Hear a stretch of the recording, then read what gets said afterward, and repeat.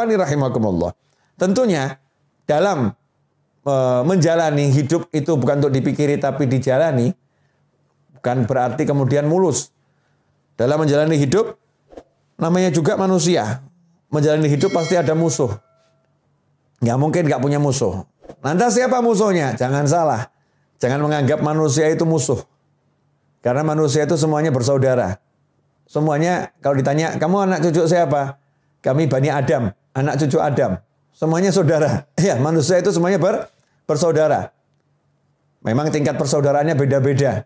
Tapi pada aslinya semua manusia bersaudara. Musuhnya manusia itu adalah siapa? Ya, wahfadil qalba an yulima bihi syaitan wan nafsu wal hawa wad daniyah. Pertama setan, kedua nafsu, yang ketiga hawa alias ego, yang keempat daniyah, dunia. Itu musuhnya manusia. Setan, nafsu, hawa, dunia. Setan jelas nggak kelihatan. Kadang-kadang setannya juga menjelma jadi manusia, betul-betul menjelma jadi manusia. Kadang-kadang, dan itu sering, setannya menggunakan manusia, masuk dalam tubuhnya manusia, berbicara sebagai manusia, bertindak sebagai manusia, menulis sebagai manusia, padahal semua itu setan yang melakukannya, setan yang mengontrolnya, setan yang berbuatnya. Itu musuh yang pertama. Kemudian nafsu. Nafsu itu adalah kendaraan. Karena nafsu adalah keinginan. Kalau nggak punya nafsu, bahaya. Nggak punya nafsu makan, nggak punya nafsu minum, nggak punya nafsu hidup, repot tuh. Jadinya putus asa. Nafsu itu untuk dikendalikan. Dia kendaraan, dikendalikan. Kalau nafsu dituruti, jadi musuh. Makan, pengen makan. Makan terus, jadi musuh, jadi penyakit. Ya. Kemudian nafsu-nafsu yang lain. Kalau diturutin, jadi maksiat. Naudzubillah min dzalik. Makanya dikendalikan. Hawa. Wah, ini hawa ini kendaraan iblis terbesar. Karena sifatnya sifat turunan iblis. Apa itu? Ego. Tidak mau dikalahkan. Ya, hawa itu ego. Tidak mau dikalahkan. Maunya menang sendiri. Itu ego. Nah, makanya iblis dilaknat karena dia punya ego yang besar. Disuruh sujud kepada Nabi Adam alaihissalam, iblis tidak mau. Karena itu iblis diusir dari rahmatnya Allah Ta'ala. Dibuang dari rahmatnya Allah Ta'ala. Enggak dapat rahmatnya Allah Ta'ala. Karena itu dikatakan iblis dilaknat. Kenapa? Karena dengan egonya dia enggak mau sujud. Dia sombong kepada Allah Subhanahu Wa Ta'ala. Sombongnya itu dengan tidak mau menjalankan perintah Allah untuk sujud kepada Nabi Adam alaihissalam. Ini ego. Nah kalau kita jadi muslim jangan dikendalikan ego. Enggak mau dikalahkan. Enggak mau dikalahkan. Jadikan ego kita itu ego yang baik. Ya saya kalau baca Al-Quran enggak mau ada yang mengalahkan saya ini. Saya mau paling hebat sendiri baca Al-Qurannya. Tapi kalau ada yang mengalahkan senang. Alhamdulillah ya. Ternyata dia lebih hebat dari saya. Jangan sampai egonya ego yang negatif. Tidak mau dikalahkan. Misal. Biasa ngurusin masjid. Masjid sebelah kok dengar ngundang ustadznya ustadz nasional yang jamaahnya banyak. Masjid kita ngundang ustadz itu ustadznya nggak mau datang. Egonya muncul, nggak mau dikalahkan. Buat segala macam cara. Kalau di tempat saya nggak bisa, di tempat dia juga harus nggak bisa. Ya akhirnya membuat berbagai fitnah. Gimana caranya biar pengajiannya batal? Ini ego yang buruk. Naudzubillah min dzalik. Di kantor, ya nggak mau dikalahkan jabatannya dengan kawan-kawannya. Dengar kok ada satu kawannya naik pangkat, mau diletakkan di jabatan yang lebih tinggi. Wah, nggak mau dikalahkan dia, nih muncul egonya. Terus gimana caranya? Dia cari kelemahan kawannya itu, kemudian dia fitnah gimana caranya yang penting biar namanya jatuh. Ini namanya ego. Naudzubillah min dzalik.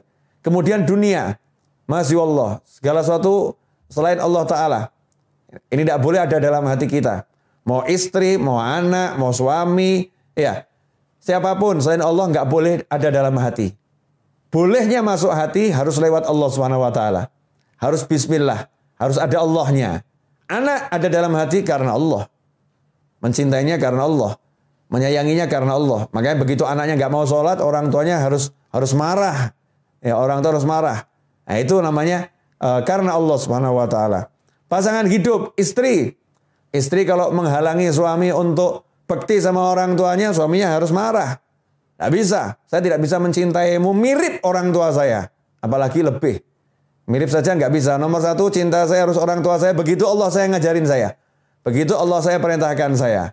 Ini masukkan istri ke dalam hati juga karena Allah Subhanahu wa taala. Pekerjaan boleh masuk dalam hati kalau karena Allah Subhanahu wa taala. Ini saya mau cari nafkah. Pekerjaan ini penting untuk berikan nafkah kepada keluarga saya yang halal. Tapi karena Allah nggak takut kehilangan pekerjaan. Oh, karena Allah kok. Ya kalau emang dia harus hilang nanti kan Allah akan mendatangkan yang lain pekerjaannya. Ya Allah akan kasih yang lain. Semua dikembalikan karena Allah, karena Allah, karena Allah.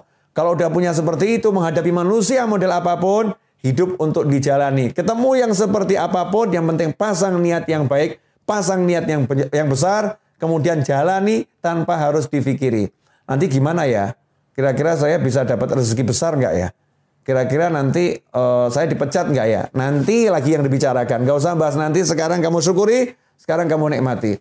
Habib, Ustadz, Kiai, sekarang saya jadi pengangguran, barusan di PHK. Salah, kamu bukan pengangguran. Tapi kamu dipindahkan dari satu lapangan pekerjaan ke banyak lapangan pekerjaan yang lain.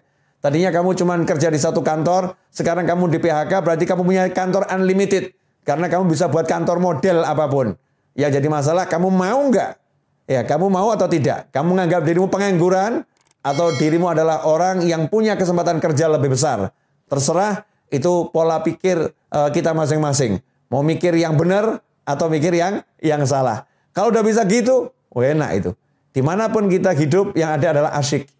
Karena orang yang syukur itu nggak akan berada dalam sengsara. Orang yang syukur selalu dalam nikmat dan nikmat dan nikmat dan nikmat. Ikhwani rahimakumullah. Nah, merdeka. Ya itulah orang yang merdeka. Orang yang merdeka itu seperti ketika Pak Karno dan Bung Hatta serta tokoh-tokoh nasional, para ulama memproklamirkan kemerdekaan. Maaf, belum ada negara yang mengakui secara tertulis Indonesia sebagai negara. Belum ada. Kalau mikir gitu, kapan merdekanya? Oh ini kita belum kontak ke negara-negara lain loh. Ada yang dukung enggak ya? Nanti kira-kira gimana ini kalau setelah kita proklamirkan seperti apa ya? Kalau mikir begitu nggak pernah merdeka Indonesia. Tapi langsung pekik merdeka diteriakkan, 17 Agustus 45 diproklamirkan, ya merdekalah kita. Setelah itu baru kita urus. Bergerak. Menjalani kehidupan kemerdekaan. Pasang niat yang besar menjadi bangsa yang merdeka. Hasilnya apa? Merdeka. Ada kurang lebih 10 negara memberikan dukungan atas kemerdekaan Indonesia. Diawali Palestina, Mesir, Yaman, Saudi Arabia, dan seterusnya. Bisa kita baca di sejarah kemerdekaan bangsa kita ini. Ikhwani rahimakumullah. Ya, itulah cara berpikir orang yang sudah mengerti. Ya, sudah mengerti bahwasanya hidup itu untuk dijalani bukan dipikiri, tentu dengan niat-niat yang baik. Nah, kemerdekaan ini pada hakikatnya adalah bebas dari penjajahan. Sementara saat ini kita sebagai pribadi manusia, kita sendiri nggak bebas dari penjajahan nafsu. Masya Allah. Penjajahan nafsu, misal nafsu merokok. Nafsu merokok. Dikasih tahu sama dokter. Bapak, ini sakit paru-paru, agak berat Pak, harus berhenti merokok. Kalau Bapak lanjutkan, nyawa Bapak bisa melayang. Ini karena nafsu merokoknya kuat, nyawa itu melayang nggak dipikirkan, udah mati urusannya Allah. Nanti kalau udah takdirnya mati ya mati. Kalau belum waktunya ya nggak akan mati. Pakai dalil takdir pula ini. Untuk menuruti hawa nafsu pakai dalil takdir. Dia nggak bisa mengendalikan nafsunya ini. Rokok berhenti dulu ya. Saya lagi sakit nih. Berhenti kamu. Nggak bisa. Nggak bisa ngomong gitu sama rokok, nggak bisa. Baru sama rokok saja udah dijajah. Masya Allah. Itu yang bab rokok. Ada lagi yang bab lain. Ya, kebiasaan yang negatif. Ya, kebiasaan yang negatif. Masing-masing kita ini punya sesuatu yang mungkin menuruti nafsu. Makan, Masya Allah. Dokter melarang, ya berdasarkan ilmunya. Bapak tidak boleh makan ini mengandung kolesterol, ini membahayakan jantung Bapak. Tapi nafsunya suka ini, makan ini enak semua ini. Ini kalau nggak makan begini rasanya nggak hidup, Masya Allah.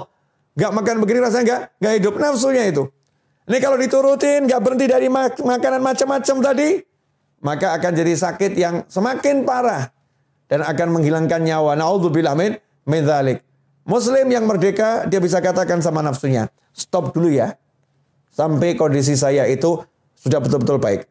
Nanti kalau udah baik, kita akan dialog lagi. Enaknya kamu saya makan 1 bulan berapa kali? Ya, dalam seminggu berapa banyak saya makan kamu nih. Dialog sama nafsunya nih. Nafsunya dikendalikan. Itu baru muslim namanya. Itu namanya orang yang merdeka. Ya, orang yang merdeka. Kalau belum begitu, masih dijajah oleh setan, nafsu, hawa, dan dunia. Yang paling kesian yang dijajah sama dunia. Masya Allah. Takut kehilangan duit.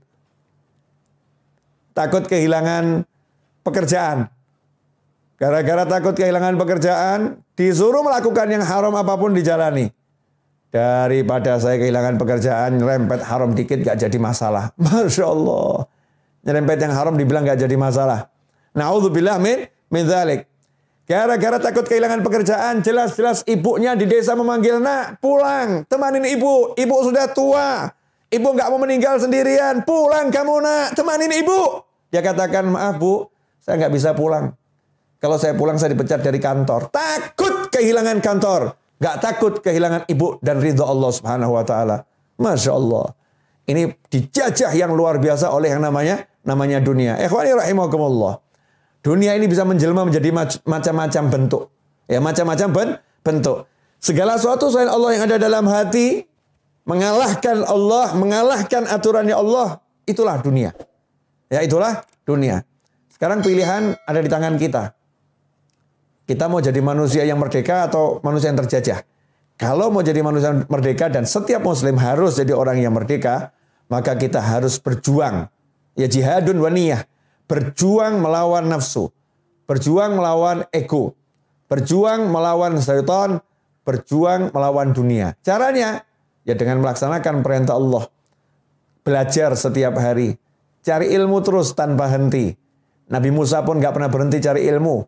Walaupun udah menjadi Rasul, kalimullah, yang diajak bicara langsung oleh Allah Subhanahu wa ta'ala. Nabi Muhammad SAW tidak pernah berhenti minta tambahan ilmu. Walaupun ilmu beliau adalah ilmu langsung dari Allah Subhanahu wa ta'ala. Ya, yang Allah katakan diwahyukan. Kalau bicara Rasulullah semuanya itu wahyu ada dalam hati Nabi Muhammad SAW.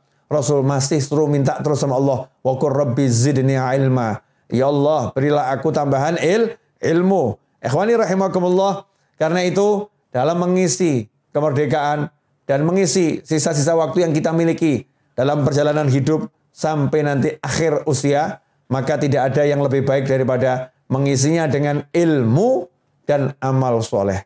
Ilmu dan amal soleh. Insya Allah kalau begitu, hidup kita akan penuh dengan ketenangan, kenyamanan, dan kebahagiaan. Jazakumullah khairan.